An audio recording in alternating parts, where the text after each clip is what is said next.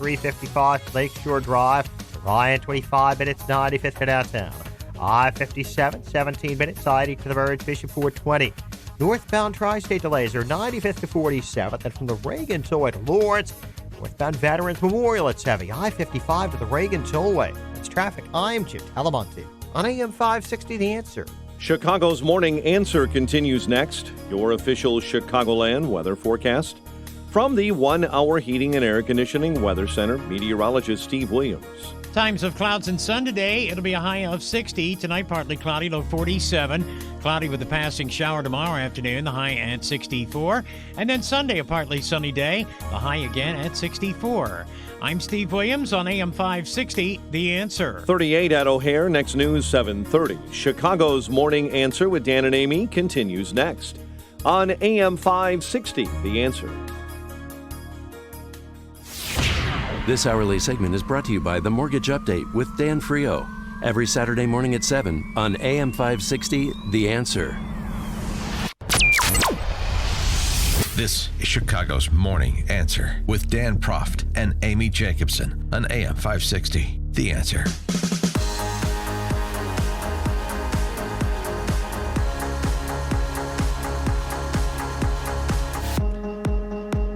Good morning, Dan and Amy. Boys, CNN wants this one really bad. Oh, they have it. They claim they own it. CNN and the New York Times really want this to turn into something that at least gives Democrats cover to vote to impeach President Trump in the House. The latest example of this, their stilted coverage of what transpired yesterday. The Chiron I'm looking at right now. Yeah. Ambassador, Trump ordered diplomats to work with Giuliani on Ukraine. That ambassador, Gordon Sondland, also said, I was never asked to, this is Kurt Volker, previously said, Kurt Volker, I was never asked to do anything that I thought was wrong, including by the United States president. That's Volker testifying on Wednesday, according to CBS News, even as it was concerned that the relationship was getting sucked into domestic political concerns, but never asked to do anything I considered wrong, including by the president. That's sort of a exculpatory statement, which is why Jim Jordan wants the full transcript of Kurt Volker's testimony released. Why not? And we're in the business of releasing transcripts these days, so why not have Kurt Volker's transcript released? Gordon Sondland saying the same thing exactly, essentially, the ambassador to Ukraine, even as they're sort of setting up Rudy G, perhaps, as the center of attention, and maybe deservedly so. It could have been that the president relied on Rudy G to his detriment, much like he did Michael Cohen for all of those years, but we'll see. And Sondland was very relaxed when he was walking on the Capitol into his closed door hearing. Why was it important for you to show up here today? It's always important to show up when Congress calls. Are you here to salvage your reputation, sir? I don't have a reputation to salvage. Okay, Ray Donovan. We were disappointed by the president's direction that we involved Giuliani, Sondland said. So there again, Giuliani, because he believed, relying on the Foreign Service officers and so on and so forth. But he suggested that while he disagreed with that, he followed it nonetheless. But he also doesn't see there and the call that he had with President Trump about any quid pro quo, as was recounted in those text exchanges with Bill Taylor, suggests the president told him there's no quid pro quo. So the president said there was no quid pro quo. The Ukrainian president, Zelensky, said there was no quid pro quo because he didn't even know the military aid was being withheld. So now they have to move on to Mick Mulvaney, who says there was a quid pro quo if you listen to CNN or the New York Times. But here's what Mick Mulvaney said, actually, in a rare briefing on the topic yesterday. There's an ongoing investigation by our Department of Justice into the 2016 election. I can't remember the person's name. Durham, okay? That's an ongoing investigation, right? So you're saying that President of the United States, the chief law enforcement person, cannot ask somebody to cooperate with an ongoing public investigation into wrongdoing? That's just bizarre to me that you would think that you can't do that. And so you would say that it's fine to ask about the DNC, but not about Biden. So Biden is running for the Democratic nomination, right? That's for 2020. That's a hypothetical because that did not happen here. No, but I would ask you. No. On the call, the president did ask about investigating the Bidens. Are you saying that the money that was held up, that had nothing to do with the Bidens? No, the money held up had absolutely nothing to do with Biden. There's no question. And that was the point I made to you. And you're drawing a distinction. You're saying that it would there be were wrong three factors. Again, I was involved with the process by which the money was held up temporarily. Okay, 3 issues for that: the corruption in the country, whether or not other countries were participating in the support of the Ukraine, and whether or not they were cooperating in an ongoing investigation with our Department of Justice. That's completely legitimate. And it's basically a restatement of what the president has said to date. More on this and a couple of the other topics. We're pleased to be joined by our friend Bret Baier, Fox News anchor, host of Special Report, weekdays 5 p.m. Chicago time. The author of a new book, 3 Days at the Brink, FDR's Daring Gamble to Win World War II. It's being released October 22nd, and Bret Baier will return, like MacArthur, to Chicago. Yes. He'll be at the University Club on October 23rd at 7 p.m., and I have privileges at the University Club, Amy, so I'll take you as my guest if you want to go. Oh, I can be your and one? Yes. Finally, I've waited 8 years. You're welcome. I have arrived. Bret Baier, thanks for joining us. Appreciate it. Good morning. Good morning. We'll see you there. Yeah, we'll see. Yeah, absolutely. Always good to have Bret in town, and University Club is dignified confines for a gentleman of Bret Baier's stature. So what about this reporting? I don't even know why we're talking about whether or not there was a quid pro quo, because Adam Schiff says you don't need one. It doesn't matter. Yeah. Well, listen, there's all kinds of parsing of not only the phone call, which we have the transcript, but what we are hearing about testimony behind closed doors, which we don't have the transcript, and the White House press briefing, which we all saw with our own eyes, and we have the transcript. So, it's almost like a Rorschach test. You look at it, and some people see different things. I will say, when Mulvaney went into the cul-de-sac of DNC corruption and whether the money was held up to that, pressed on that again by Jonathan Karl, he did a rhetorical dance that became a soundbite. And you're right to play the whole thing in context, but when playing the soundbite, it sure does sound like he says, that we do that quid pro quo all the time. Well, then he went on to say, get over it. I mean... Well, he said get over it because, here he gave other examples. Look, when we said to the Northern Triangle countries, we're withholding a foreign aid to you unless you cooperate with us with respect to migrants coming from Central America up through Mexico to our border. Scott Adams tweeting yesterday on the announcement of the ceasefire between the Turks and the Kurds, if there actually is one, but nonetheless, Turkey is interfering with our elections by caving into Trump's extortion. So Trump says, I'm going to destroy your economy if you don't. Then there's a ceasefire. No foreign aid unless you help with migration. Then they help with migration, and then there's foreign aid. I mean, Mulvaney's point. Dan, but none of those examples involve someone he's possibly running against. And they're trying to separate the Biden part of it. Well, it sounds great, but it is part of it.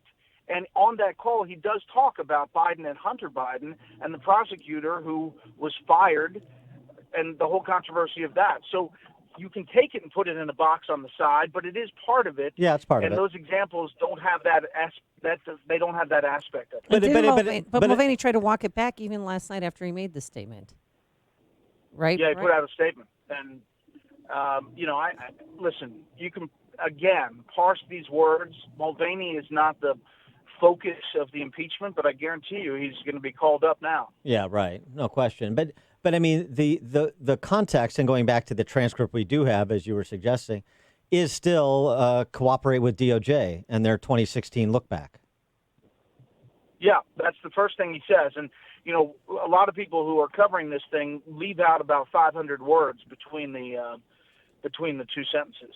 So, listen, the Democrats are trying to stay focused. They are trying to stay laser focused on this. They think the public understands it and why it's a problem. If a president held over a country's head foreign aid because he was trying to dig up dirt on an opponent, it's simple. It's a one-sentence thing. The problem is that they have a cornucopia of options. Now the president has thrown in the G7 at Doral, and it's, the Democrats are frothing over the top because they can't focus enough just on the Ukraine. They want to throw in emoluments and everything else. Yeah, good luck. Keep making emoluments pithy enough to whip the public into a frenzy.